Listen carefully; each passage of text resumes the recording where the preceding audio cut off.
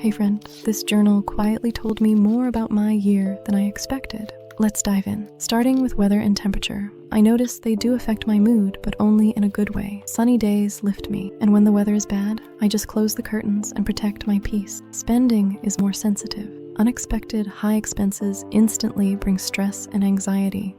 Water is simple. I just like seeing it. I know if I don't drink enough, I'll get a headache almost immediately, so this keeps me accountable. Caffeine surprised me. Turns out I'm extremely consistent with intake and timing. I don't drink coffee at all, only herbal teas, so I track tablet caffeine, energy drinks, and pre-workouts. This page is essential for me. Sleep was so-so this year. Definitely something I need to work on. Dreams are fun to track, and lately, no dreams actually means good, deep sleep, which I love.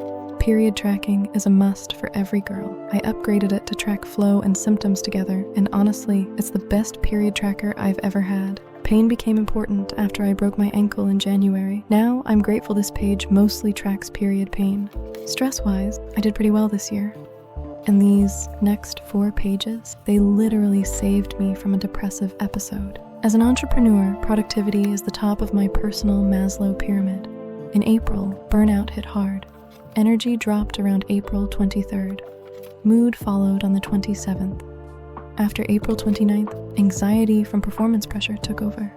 I kept pushing through guilt until May 6th, when I sat down, analyzed the patterns, and permitted myself to rest without guilt. I returned to work at the end of May, and by June I was fully functional again.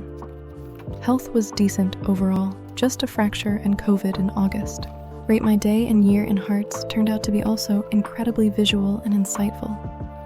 For monthly pages, I use the same setup all year. This is my custom sleep and productivity tracker. I prefer merging sleep and work hours, naps, and productivity time on one page. And naps, they always save my day. Life balance showed me that if I don't fill all 3 areas, my performance drops fast. Habits were challenging with 8 at once, but it helped train consistency and the habits themselves. My visual consistency chart, really. Highlight of the day is magical. On days that feel completely empty, this page forces you to slow down, breathe, ground yourself, and notice the good. Fresh air, strangers' kindness, a neighbor kid's smile, nice scent of a candle, or a funny pup you saw while walking. Emotion of the day kept me mindful and promoted self-awareness, and not a single month felt the same.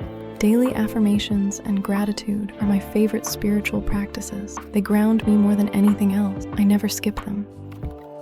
Movies and shows ended up being more of a yearly log. I don't consume enough to fill these monthly, and I didn't even fill them in a full year. So that's my 2025 bullet journal. I already know I'll change a few things for my 2026 setup. Now let's talk about changes. Looking back, my journal made it clear what actually needs to shift. First thing I'm changing in 2026, markers. I love my current ones, but I'm honestly done with marker stress. I want consistent colors for the whole year. No panic reviving a dying marker, no switching to a close enough shade halfway through. Look at this. I made this December palette on November 30th. Today is December 22nd. And this color went from light pistachio to full dark khaki green, and it's still getting darker. Plus, I swapped markers multiple times mid-year, so yeah, I'm over it. For 2026, I chose reliability, the Ohuhu x Bobby Goods collab set, the most balanced Ohuhu palette I've ever seen, plus the Honolulu 24 basic set. Here's my custom swatch chart, 70 shades total, and I've never felt calmer about colors.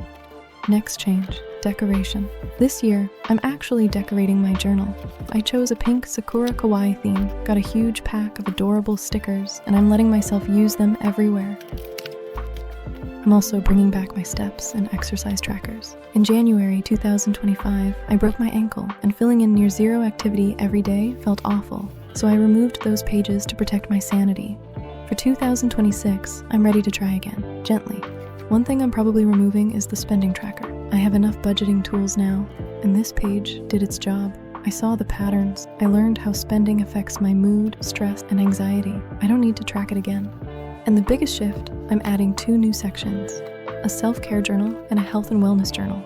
This year, I want more focus there. Things like steps, exercise, period, pain trackers, all of that will live in my health journal in 2026. So yeah, that's my plan for my 2026 bullet journal. If you want to see my full 2026 setup, palettes, and layouts, subscribe and stick around. The next videos are coming. Cheers.